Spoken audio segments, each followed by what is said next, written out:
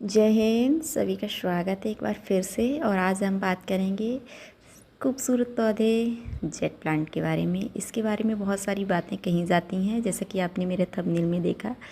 मैंने थंबनेल में लिखा है कि जेट प्लांट को उपहार में क्यों नहीं देना चाहिए, गिफ्ट क्यों नहीं करना चाहिए। मतलब ऐसा बहुत सारे लोग कहते हैं कि इस पौधे को, बहुत सारे पौधों के बारे में ऐसा कहा जाता है कि इनको गिफ्ट में नहीं देना चाहिए। बहुत बहुत सारे लोग कहते हैं। एंड उसी बारे में आज बात करेंगे कि क्यों नहीं देना चाहिए, और अगर देना चाहिए तो क्यों देना चाहिए, और नहीं देना चाहिए तो क्यों नहीं देना चाहिए। ये सब के बारे में बात करेंगे हम आज अपनी इस वीडियो में। तो आप लोग अंत तक बने रहिए। अगर वीडियो अच्छी लगे तो हमारे चैनल को सब्सक्राइब कीजिए, लाइक कीजिए, शेयर कीजिए और अंत तक बने रहिए वीडियो में। तो सबसे पहले हम इसके बारे में सामान्य जानकारी ले लेते हैं। ये मेरा जेट प्लांट का पौधा है।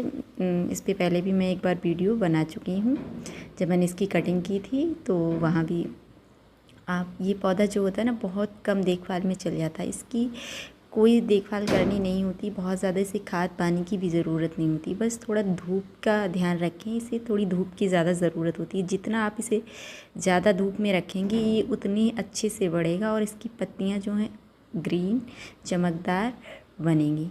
तो आप देख रहे हैं। और इसे लगाना ना बहुत ज़्यादा आसान है। आप छोटी सी भी टिप तोड़ के अगर लगा देंगे तो जो है ना, ये बहुत आसानी से लग जाता है। इसमें कोई समस्या नहीं होती लगने में, और बहुत ज़्यादा इसमें कोई बीमारी वगैरह भी नहीं लगती है। बस थोड़ा सा कभी कभी मिलीबग दिख जाते हैं, लेकिन बहुत ज़्यादा समस्या नहीं होती है इसमें।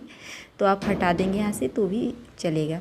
तो आप लोग देख रहे हैं, ये सारे ही मैंने कटिंग से बनाए हुए हैं। छोटे से पौधे में मैं बोनसाई बनाने की कोशिश कर रही हूँ, और कभी कभार ये टूट जाता है तो मैं रख लेती हूँ। और जो डिब्बा आप देख रहे हैं वो मैंने दी को उपहार में देने के लिए बनाया हुआ था, लेकिन वो चली गई और वो यहीं रह गया। तो जब मैं जाऊंगी तो लेके जाऊंगी। अभी तो फ़िलहाल मेरे पास ही है। तो ये देख रहे हैं आप, इसे भी मैंने जब कटिंग की थी पहली बार अपने पौधे की, जब टफ़ी ने गिरा दिया था गमले को, बिल्ली की और टफ़ी की लड़ाई हुई थी तो उसमें गमला गिर गया था। तो तब जब मैंने ये कटिंग की थी तब मैंने ये टोपियारी बनाई हुई थी। ये डिब्बा आप देख रहे हैं, बिल्कुल छोटा सा जो खाने का डिब्बा है ना, तो उसमें मैंने लगाया हुआ है। इसकी टोपियारी बनी। ये काफ़ी अच्छे से बढ़ रहा है। पता है मेरी क्या समस्या है, मुझे पौधे काटना बिल्कुल अच्छा नहीं लगता। मुझे लगता है वो जैसे बढ़ रहे हैं वैसे ही बढ़ने दिया जाए उन्हें। और पर काटना ज़रूरी होता है, क्योंकि हमें अगर कोई आकार देना है, उन्हें उसमें रखना है, तो उनकी कटिंग करना ज़रूरी है। क्योंकि आप जब तक कटिंग नहीं करेंगे आप पौधे को कोई आकार नहीं दे सकते हैं। तो ये देख लीजिए, छोटे छोटे डिब्बों में जब टहनियाँ टूट जाती हैं तो मैं इस तरीके से लगा के रख देती हूँ। इसे अब बहुत छोटे डिब्बे में बोनसाई जब बन जाती है तो बहुत सुंदर लगता है। लोगों, मैं देखती हूँ ना, बहुत सुंदर सुंदर चीज़ें बना लेते हैं लोग इससे, और काफ़ी अच्छे से वो बोनसाई बना के तैयार करते हैं। बिल्कुल एक पेड़ के जैसा रूप हो जाए। बोनसाई जो होती है ना, एक जापानी तकनीक है। किसी बड़े पौधे को आप छोटे उसमें दिखाते हैं तो उसको हम ना बोनसाई बोलते हैं। ये जापानी तकनीक है।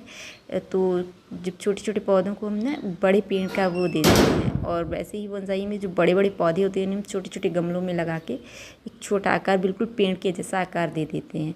तो ये देख रहे हैं आप, मैंने ये सबसे पहले ये मैंने कटिंग लगाई हुई थी इस मटके में। तो ये मटका अब ख़राब भी हो चला है, तो इसको मैं निकाल लूँगी इसमें से और किसी और में लगाऊंगी। उसके बाद मैंने जब दोबारा ये कटिंग की थी ना, जब मैंने आप लोगों के साथ साझा की थी जो वीडियो, तो इस टिफ़िन में, ये खाने वाला जो टिफ़िन होता है, ये ख़राब हो गया था। तो मैंने इसमें लगाई हुई थी, बनाने की कोशिश की थी। तब टहनियाँ तो काफ़ी छोटी थी, तो सही से वो आकार बन नहीं पाया। अभी ये बड़ा हो गया है, थोड़ी और टहनियाँ बढ़ जाएंगी तो मैं इसे कुछ आकार दूँगी।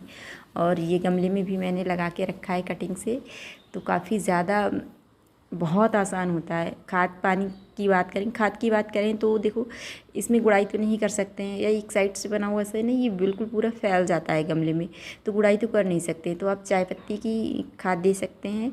आप लिक्विड फर्टिलाइजर जैसे फलों के छिलकों से जो हम लोग बनाते हैं घर पे, वो दे सकते हैं। दाल चावल का पानी दे सकते हैं, इससे भी ये बहुत अच्छे से बढ़ता है। इसे पानी की बहुत ज़्यादा ज़रूरत नहीं होती, लेकिन इस टाइम गर्मी है तो आप दोनों टाइम पानी दें। कभी कभी मैं देना भूल जाती हूँ ना, तो बिल्कुल इसकी पत्तियाँ सूख के गिरने लगती हैं, पीली हो गई थी।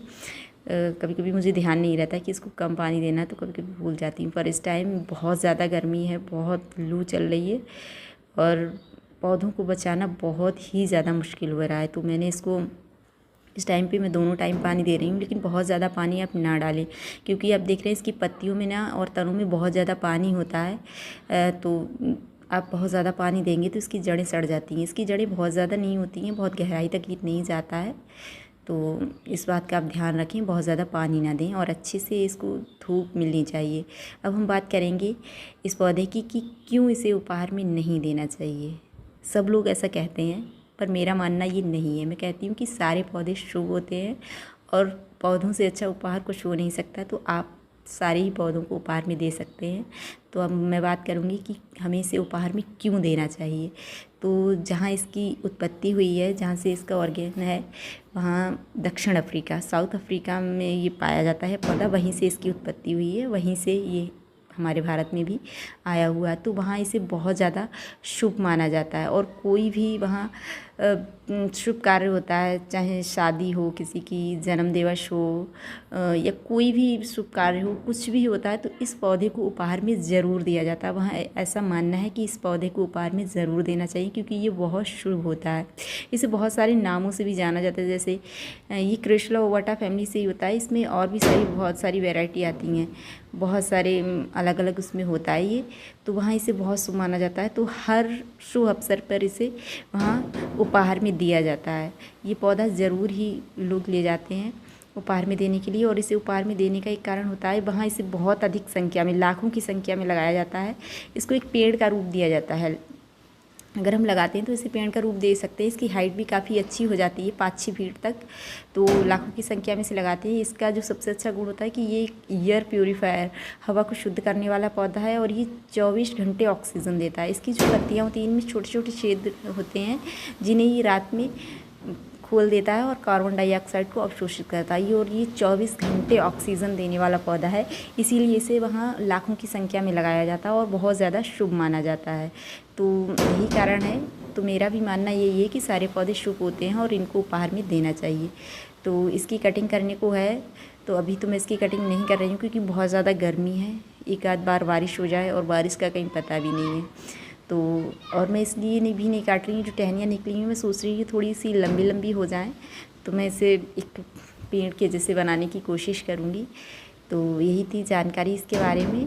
तो मेरा मानना है कि सारे पौधे शुभ होते हैं और आप सारे पौधे ही उपहार में दे सकते हैं। ये देख लीजिए, किसी किसी टहनी पे मिलीबग भी लग गया है, तो आप इसे ऐसे ही हटा सकते हैं, पानी से थोड़ा स्प्रे मार के ये हट जाते हैं। बहुत ज़्यादा समस्या नहीं होती है इसमें, बस इसमें पानी कम दीजिए, धूप में ज़्यादा रखिए, कम से कम आप पूरे दिन की धूप में भी रखते हैं तो भी बहुत अच्छा, नहीं तो 6 से 7 घंटे की धूप तो मिलनी ही चाहिए इसे, और इतनी भी नहीं मिल सकती है तो 3 से 4 घंटे की धूप ज़रूर दीजिए।